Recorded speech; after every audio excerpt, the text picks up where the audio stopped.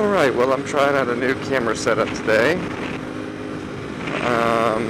And I've been struggling to do vlogs lately because I've been stupid busy.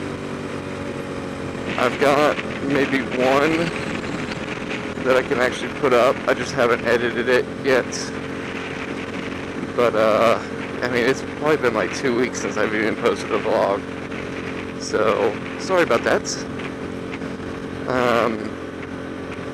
I'm trying to work on a little bit more, but school has just got me totally swamped.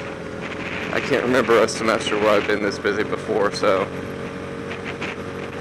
And not to mention, I had a competition I had to go out of state for this weekend, so all my motorcycle riding went out the window with that. Did well in it though. Pretty happy about it.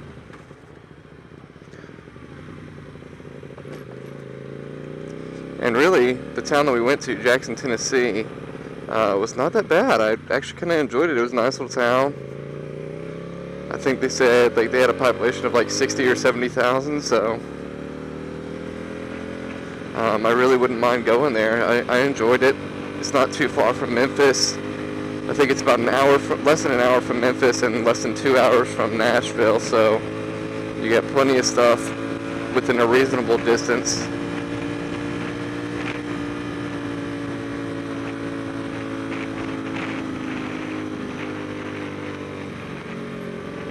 I'm trying out this new camera angle just so it's a little less conspicuous, I guess you could say.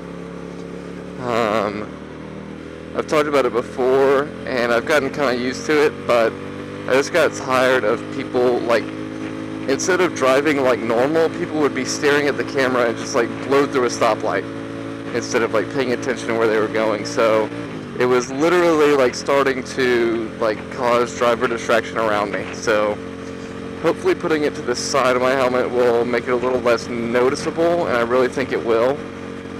But I mean, that's just something we're going to have to see with time. But yeah, and I haven't changed the mic setup at all, except I just moved the mic from going up the back of the helmet to around the side of the helmet. So the mic has not moved. And it's still, I've got the mic on the lowest possible setting, but the audio is still really peaking out pretty high. And I need to I'm just going to make myself like a wind buffer, like a thick one, so that less of the audio gets picked up, and there's just not that many choices on this mic as to like how sensitive you want it. You get 3 choices, so they need another one below the one I'm on, and there's not. It's just either that or off, so it's the best I can do right now, and it's already fully behind the cheek pad. I don't know if it's just this helmet or how it's designed or something. I don't know, but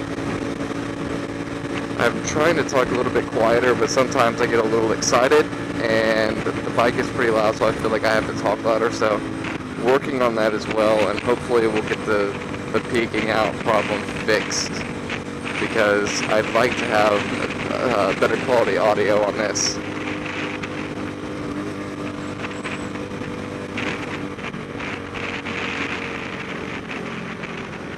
The only thing I'm worried about with this camera setup is the double-sided sticky tape. This helmet is really, really slick, and it does have trouble sticking to it. And basically what I did is I put it on there and then took a clamp, like a woodworking clamp, and like clamped it on overnight.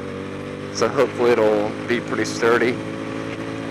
So hopefully it doesn't fall off. That would pretty much suck, because I don't have the money to buy a new camera right now.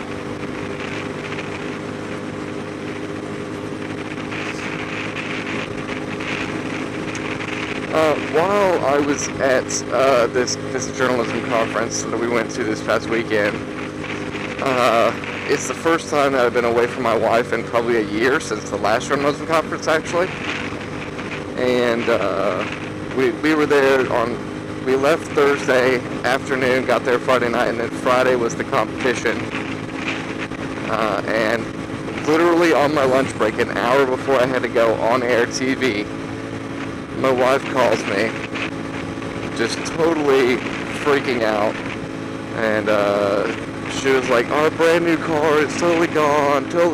And it turns out some idiot had been flying down the road at 45 miles an hour and slammed into the back of her while she was stopped.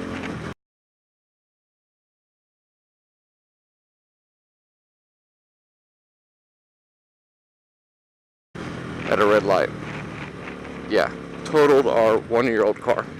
And then that slammed her into the guy in front of her, crushed in her entire front of her car. So she was really lucky to be even out of there, like get out of there alive, to be honest. She went to the hospital and got x-rays and everything like that. She's got bruises and scrapes, a few cuts, but they're worried that she has a possible fracture in her upper spine, so that sucks. And we're out of our 1-year-old car. That was our first car we bought together. We had worked our butts off for that stupid thing. Luckily the guy has insurance, but I mean, the insurance is probably going to try to give us some kind of joke of amount of money for it. So we went ahead and hired an attorney, just so we make sure we get everything that we lost. But yeah, we had a 2012 Hyundai Elantra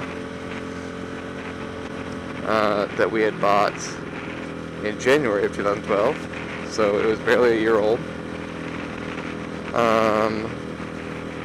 And so that's totally gone now. What we had worked so hard for is just totally out the window.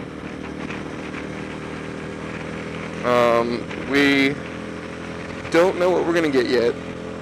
We want to stick with Hyundai because, frankly, even though it's supposed to be a piece of crap car, that was one of the best cars I've ever been in.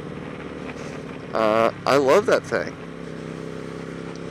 It was really well built, to be honest, and it was perfect for our needs.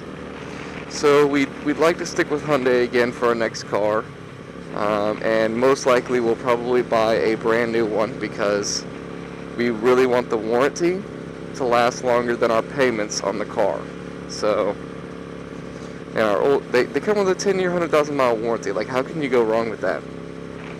So, the guy who hit her said his CDs fell out of his visor onto his floorboard, and he was on his floorboard looking for them.